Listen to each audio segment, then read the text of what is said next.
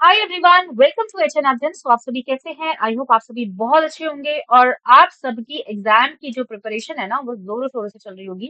Because आप सभी को पता है जो एग्जाम की डेट्स है वो आ चुकी हैं और जो आपका एग्जाम है वो 1 जैन से 19 जैन तक होने वाला है।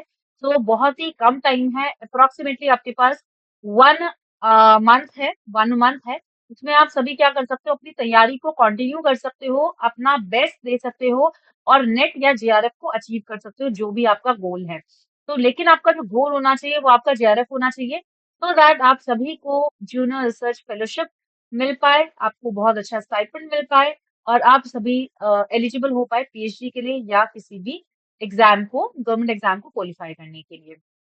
तो यहाँ पर देख सकते हैं हमारे अपने बैचेस चल रहे हैं यूजीसी नेट पेपर 1 के, जिसमें आप देख रहे हैं क्रांति बैच हमारा चल रहा है, जो कि आप इसका पार्ट बन सकते हैं। बहुत ही अफोर्डेबल प्राइसेस में आप सभी को ये सारे बैचेस मिल जाएंगे। ठीक है, समर्पण बैच है जो कि आपका हिंदी साहित्य का बैच है, जिसमें आपको बहुत ही टॉप एडुकेटर्स गाइडेंस प्रोवाइड करने वाले हैं और जिसमें आपको बहुत सारे फीचर्स मिल जाएंगे, complete class, complete notes, test series, PYQs, discussion, everything, सब कुछ आपको इसी प्लेटफॉर्म पे मिलने वाला है। फिर आपको इधर-उधर से कंटेंट लेने की कोई नीड नहीं होगी। टेस्ट सीरीज़ आपको यहाँ पर मिल जाएँगी, पीवाईक्यूज़ आपको यहाँ पे मिल जाएँगे। धड़ाधड़ रेगुलरली बेसिस पे हमारी क्लासेस वहाँ पे चल रही हैं पेपर 1 एंड पेपर 2 की। तो आप सभी हमारे इस बैच का पार्ट बन सकते हैं और जो भी इंफॉर्मेशन है ना, लिंक वगैरह है, वो सब डिस्क्रिप्शन में है। डिस्क्रिप्शन बॉक्स को एक बार ज़रूर चेक कर लेना और हमारे इस कोर्सेज़ को जॉइन कर लीजिए अगर आपको लगता है कि आपकी प्रिपरेशन और ज़्यादा बेटर हो सकती है या फिर आपको अगर एग्ज़ाम को क्वालिफाई करना है दिसंबर के लिए, तो this is the best platform और ये बेस्ट कोर्सेज़ हैं जो हम आप सभी के लिए प्रोवाइड कर रहे हैं। चलिए, सो आज मैं आप सभी के साथ में ना कुछ इम्पोर्टेंट टॉपिक्स के ऊपर बात करने वाली हूँ, जो आपके लिए बहुत ज़्यादा इम्पोर्टेंट है और बहुत ज़्यादा एग्ज़ाम में पूछे जाते हैं। वैसे मैंने आज का ना कुछ टॉपिक्स मैंने आईसीटी बेस्ड भी रखा हुआ है, आईसीटी के क्वेश्चन भी हम करेंगे, बट उससे पहले हम क्या करने वाले हैं, यहाँ पे लॉजिकल रीजनिंग का एक क्वेश्चन यहाँ पे आ रहा है स्क्रीन पे, सबसे पहले तो उसको पढ़ लीजिए।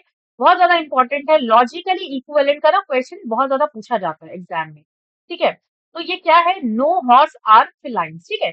कोई भी हॉर्स फेलाइन नहीं है, कोई भी घोड़ा, ठीक है, बिल्ली जैसा नहीं होता। ये कथन जो है ना, इसको समतुल्य क्या है, इसका कथन, इसका जो तात्पर्य है वो क्या कहना चाहता है, लॉजिकल इक्विवेलेंट, ठीक है, मतलब लॉजिकल इक्विवेलेंट मतलब क्या होता है, उसके बराबर, लॉजिकली इक्विवेलेंट, कथन के समतुल्य, ठीक है, कथन के समतुल्य। तो no horse are felines, no felines are horse, क्या हम नो फेलाइंस आर हॉर्स बोल सकते हैं? ऑप्शंस को देख लीजिएगा, ठीक है।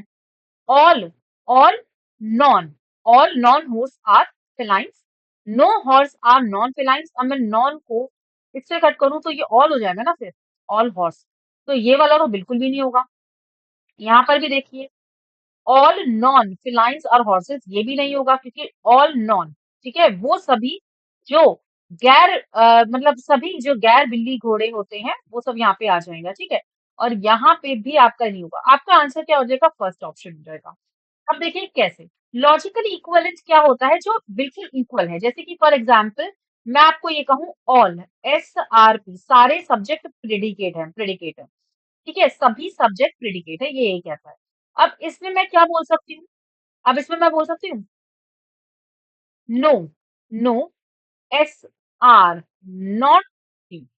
अब देखो ये इक्विवेलेंट है, कैसे इक्विवेलेंट है भैया, नो को नॉट से कट करो, ये क्या हो गया, ऑल SRP हो गया ना, सारे एसपी हैं, सारे एसपी हैं, यही तो इसका तात्पर्य है कहने का, मतलब तो यही है ना, लॉजिकल इक्विवेलेंट तो यही हो गया। आप बोलोगे कि मैम नो हॉर्स आर फेलाइंस कैसे हो गया इसका, क्योंकि ये तो सब्जेक्ट तो ये है, प्रेडिकेट तो ये है, यहाँ पे सब्जेक्ट एंड प्रेडिकेट चेंज हो गया।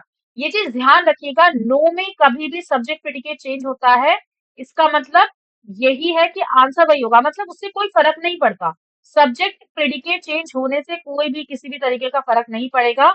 मैं अगर ये कहूँ कि कान मैंने यहाँ से पकड़ा है, तो भैया कान पकड़ा है ना, चाहे यहाँ से पकड़ा है चाहे यहाँ से पकड़ा है, समझ में आ रहा है? मतलब चाहे प्रेडिकेट और सब्जेक्ट चेंज भी हो जाए, है तो वो नहीं ना, नो, नो मतलब, नो मतलब नहीं, बिल्कुल नहीं, है ना, नहीं, नेगेटिव, नो, नॉट, वही हो गया, समझ में आ रहा है?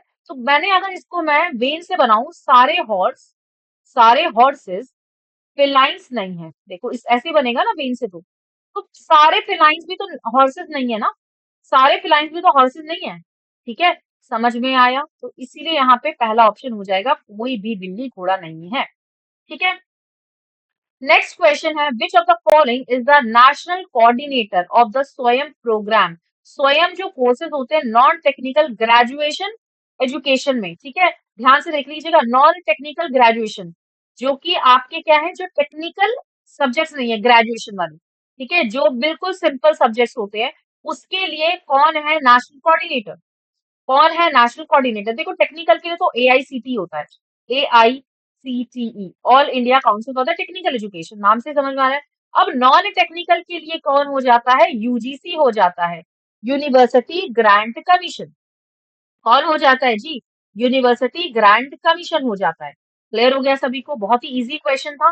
तो जितने भी नेशनल कोऑर्डिनेटर्स करवाएंगे, वैसे मैंने आपको यूट्यूब में भी एक बार सेशन लिया हुआ है, आप एक बार ना चेकआउट कर सकते हैं, यूट्यूब पे आप टाइप करेंगे स्वयं स्वयं कोर्सेज, ठीक है, ऑन एचएन अध्ययन, तो आपको यहाँ पे सारी क्लासेस मिल जाएंगी, राइट। बाकी आप हमारे चैनल पे देख सकते हैं, प्लेलिस्ट बनाई हुई है, स्वयं का जो होगा वो टीचिंग में चला जाएगा, आपका यूजीसी नेट वाले कोर्स में होगा प्लेलिस्ट, ठीक है। अब बात करते हैं हम पीवाईक्यूज, आईसीटी के पीवाईक्यूज की बात हम करते हैं। तो यहाँ पर आप देख सकते हैं, पहले रैम क्या है जी? रैम, यहाँ पे देखिए, रैम क्या है? RAM is on, RAM is on, RAM किसके अंदर आती है? हार्ड डिस्क, एक्सटेंशन, या मदरबोर्ड, या यूएसबी? बताइए। आपको ये पता है रैम क्या है? रैम प्राइमरी मेमोरी है, ठीक है, रैम प्राइमरी मेमोरी है। यूएसबी आप सभी को पता है कि भैया ये आपका यूनिवर्सल सीरियल बस होती है ना, ठीक है, तो ये बेसिकली यूएसबी एक्सटेंशन होती है, राइट। हार्ड डिस्क भी आपका क्या हो गया? आपका सेकेंडरी हो गया। मदरबोर्ड आपका क्या हो सकता है? बताइए, मदरबोर्ड ही तो होगा भैया, रैम प्राइमरी है, रैम इज अ प्राइमरी, और एक्सटेंशन बोर्ड भी आपका एक तरीके से क्या हुआ?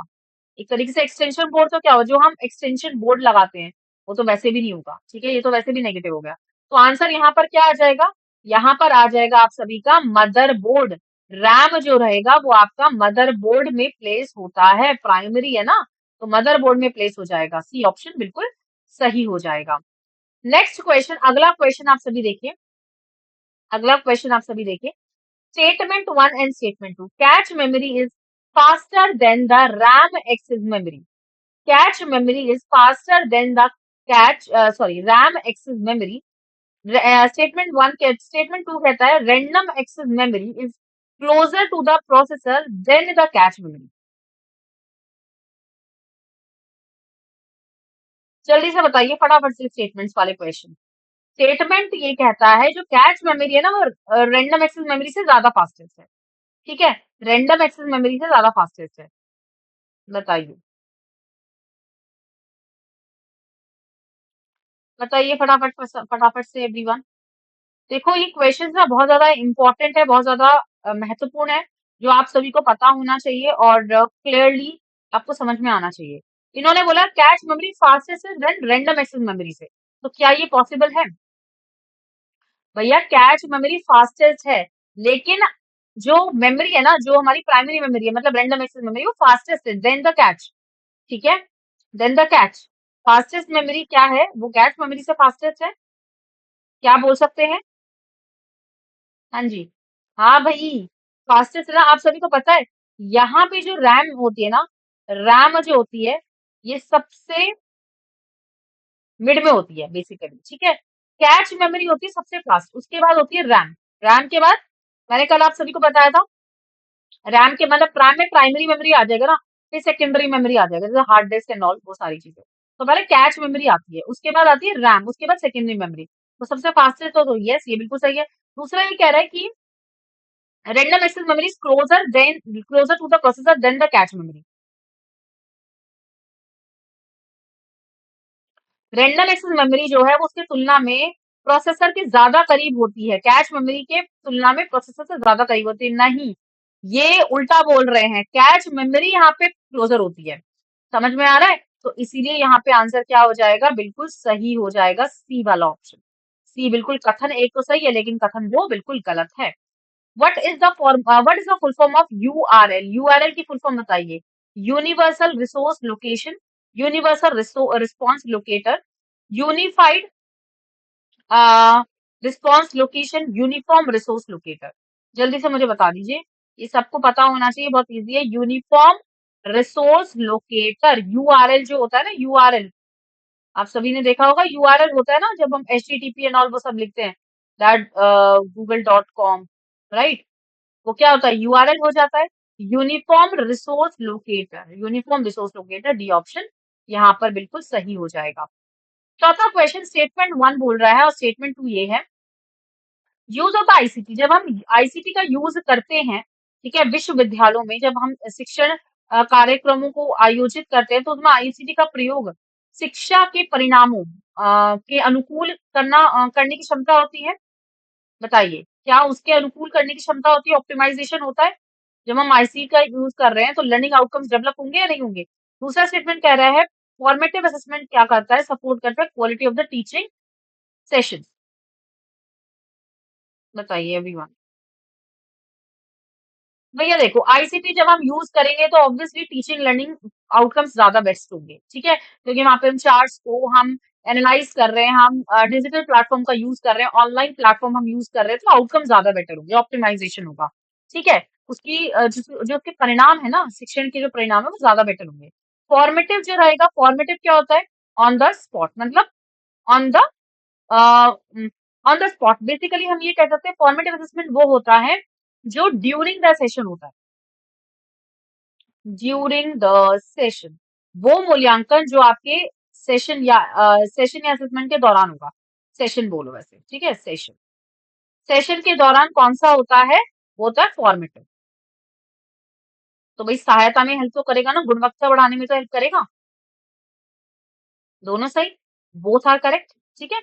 Next question, which of the following is a major issue arising out of the growing reliance on information technology? यहाँ पे बोल रहा है कौन से मेजर इश्यूज हैं जो आपके उत्पन्न करते हैं, प्रमुख मुद्दों में से कौन सा है इंफॉर्मेशन टेक्नोलॉजी को डिफाइन करने के लिए, इश्यूज को डिफाइन करने के लिए? प्रॉफिटेबिलिटी, सिक्योरिटी थ्रेट, सुरक्षा खतरे, ठीक है, या फिर आपका privacy concern, privacy concern. Everyone, हाँ जी, बताइए। ये ए ऑप्शन है, ये बी ऑप्शन है, सी ऑप्शन है, डी ऑप्शन है। एक सेकंड, यहाँ पे ना कंफ्यूज मत होना आप लोग। ये है ऑप्शन, ठीक है, मतलब ए बी, ये एंड बी। तो भैया सी ऑप्शन आ जाएगा, क्यों?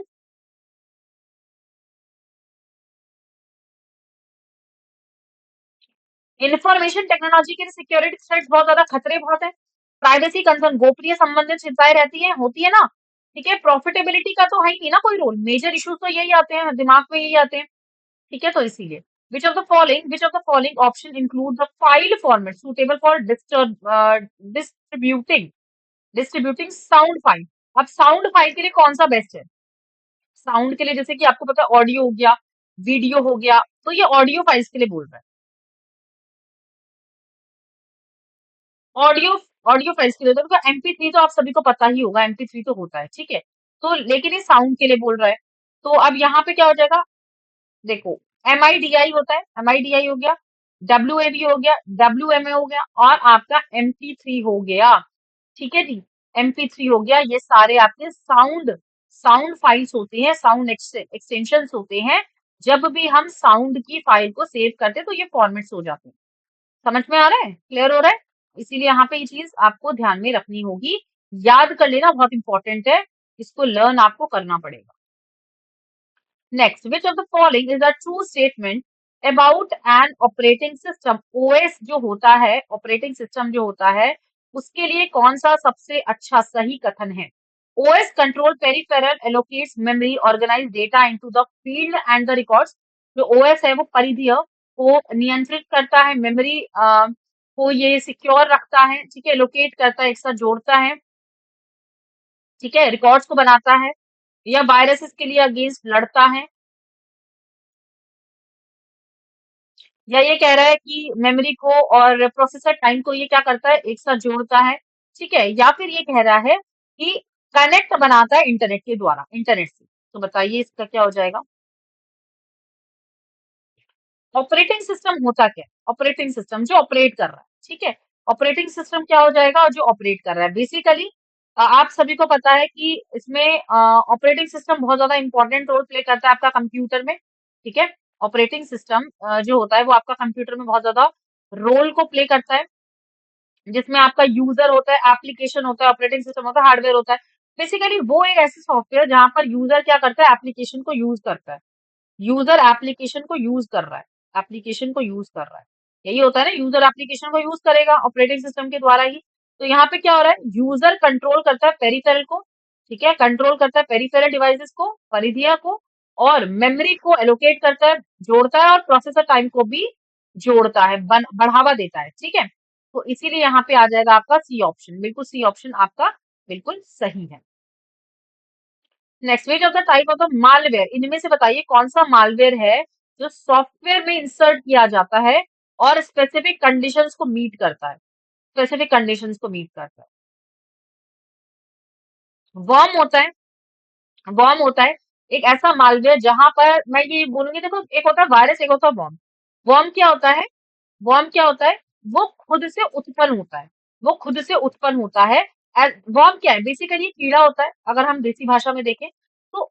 वर्म कभी भी उसमें आता नहीं है, ठीक है? लेकिन वो खुद से उत्पन्न बढ़ता जाता है, बढ़ता जाता है, वो कीड़ा जो है वो खुद से आ रहा है, हम उसे इनवाइट नहीं कर रहे हैं। तो वही चीज है, वर्म अपने आप से डेवलप होता जाता है और किसी भी कंप्यूटर में अटैक कर सकता है, तो वो भी एक मालवेयर है। ट्रोजन हॉर्सेस क्या होते हैं?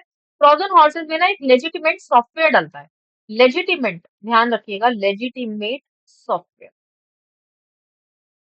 एक लेजिटिमेट सॉफ्टवेयर होता है जहां पर क्या करते हैं जो हैकर्स होते हैं, वो देखते हैं, वो देखते हैं यूजर को, आइडेंटिफाई करते हैं कि कब वो यूजर एकदम से हट रहा है, और उस केस के अंदर वो क्या करते हैं? वो अटैक कर देते हैं ट्रोजन में। स्पाईवेयर, प्रॉपरली आपको स्पाई कर रहे हैं, देख रहे हैं, निगरानी में हो आप। और एक होता है लॉजिक बॉम्ब, तो यहाँ पर जो आंसर है ना, वो करेक्ट आंसर यही है, लॉजिक बॉम्ब। लॉजिक बॉम्ब होता है, लॉजिक बॉम्ब होता है, इसमें क्या होता है? एक स्पेसिफाइड टाइम और स्पेसिफाइड डेट ना मेंशन कर दी जाती है, और उसी दौरान क्या होता है? आपका जो मालवेयर होता है, जो हैकर होता है, वो आपके डेटा को निकाल देता है, ठीक है? नाइन्थ क्वेश्चन जो है, नाइन्थ क्वेश्चन है, which statement is true about in the respect of the wireless technology, ठीक है? P and Q, Bluetooth is a wireless technology which can be used to connect a headset to a mobile phone. क्या Bluetooth एक wireless technology है जो कि headset को connect करता है मोबाइल फोन्स के द्वारा, ठीक है? या फिर ब्लूटूथ एक लॉन्गर रेंज का होता है? तो सिंपल सी बात है कि लॉन्गर रेंज वायरलेस तो नहीं लेता, राइट? लॉन्गर रेंज को नहीं लेगा फर्स्ट, ब्लूटूथ के बारे में पूछा हुआ है, तो ब्लूटूथ के बारे में क्या हो जाएगा? फिर एक वायरलेस है जो कि एक मोबाइल फोन को ही कनेक्ट कर पाता है, तो आंसर यहाँ पर हो जाएगा ओनली, ठीक है? 10वां क्वेश्चन देख लीजिए, इनमें से कौन सा वीडियो, हाँ, इनमें से कौन सा वीडियो फाइल फॉर्मेट नहीं है? लास्ट क्वेश्चन है हमारे सेशन का आज का, इनमें से कौन सा वीडियो फाइल फॉर्मेट नहीं है? फाइल फॉर्मेट पूछा है ना, वीडियो फाइल फॉर्मेट, तो बताइए फटाफट से। जेपीईजी, जेपीईजी, अगर आप लोगों को पता होगा, जेपीईजी आपका फाइल फॉर्मेट नहीं है। किसका फाइल फॉर्मेट नहीं है? वीडियो फाइल फॉर्मेट नहीं है, तो ये कौन सा फाइल फॉर्मेट है? तो बता सकता है मुझे? जेपीईजी फाइल फॉर्मेट नहीं है वीडियो का। फोटोग्राफ में आप लोगों ने देखा होगा, हम फोटोग्राफी के लिए यूज करते हैं, वैसे इसकी फुल फॉर्म क्या होती है? जॉइंट फोटोग्राफिक, नाम से ही समझ में आ रहा है, एक्सपर्ट ग्रुप। जब भी हम फोटो को ना सेव कर रहे होते हैं तो वो जेपीजी में जाता है, ठीक है? तो ये नहीं होगा, बाकी सारे ही हैं, एबीआई हो गया, एमओबी हो गया, MP4 हो गया, MP3 हो गया, ठीक है? ओके, हाँ, यस। सो आप सभी को ये सारे क्वेश्चन समझ में आ गए होंगे, हो आप सभी को ये क्वेश्चन बहुत अच्छे से क्लियरली समझ में आए होंगे। आप सभी हमारे इस बैच का पार्ट बन सकते हैं, और यस, आप चाहें तो इसमें आप रेफरल कोड भी यूज कर सकते हैं, PK93। PK93 referral code use करने से आपको 53% यहाँ पे ऑफ मिल जाएगा इन सारे कोर्सेज के लिए। बाकी सारी इंफॉर्मेशन आपको डिस्क्रिप्शन में मिल जाएगी, so do check out the description box. धन्यवाद, कल वाले सेशन में मिलते हैं।